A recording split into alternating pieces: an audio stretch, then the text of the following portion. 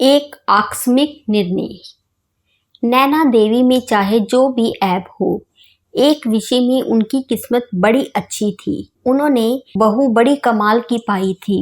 जानकी इंसान नहीं साक्षात देवी थी, जो दिन रात उनकी किसी भी निंदा की तनिक भी परवाह किए बिना हर रोज उनकी देखभाल किया करती थी।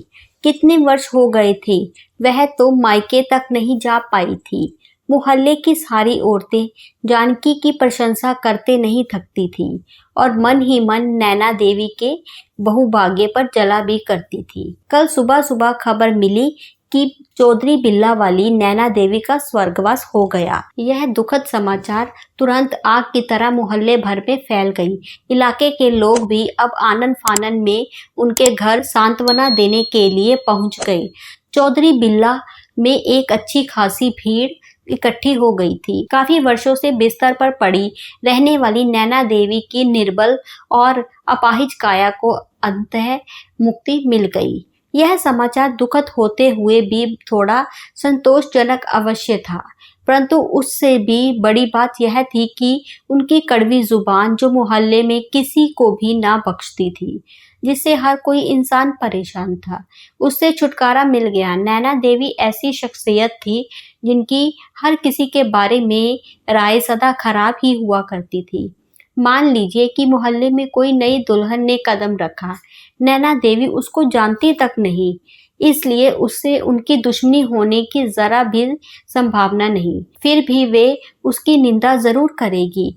आज तक कभी भी किसी के प्रति अच्छा कहते हुए उनको किसी ने ना सुना था, इसीलिए उनकी मृत्यु पर मोहल्ले वालों ने एक तरह से चैन की बंसी बजाई थी।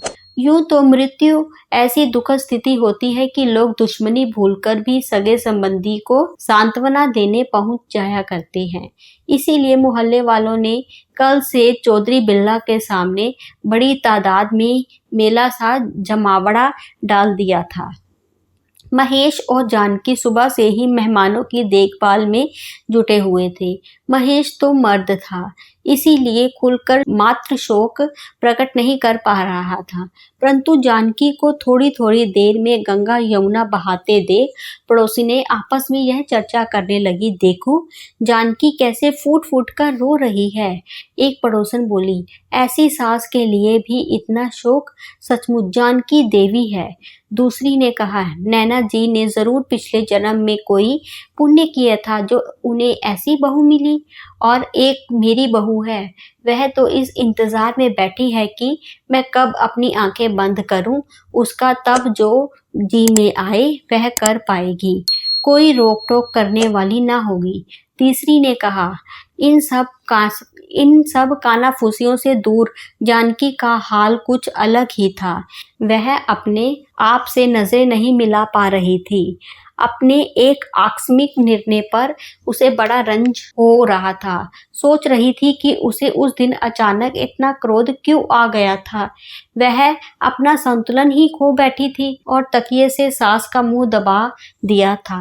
बरसों से जिस कड़वी जबान के साथ उसका उठना बैठना था, उसे उस दिन क्षण भर के लिए झेलना इतना दूभर क्यों हो गया था। इधर सास का इल्जाम भी तो अत्यंत कुत्सित था। पड़ोस के मनोज के साथ उसके नाजायज संबंध की बात उसकी सास चीख चीख कर मोहल्ले में फैलाना चाहती थी।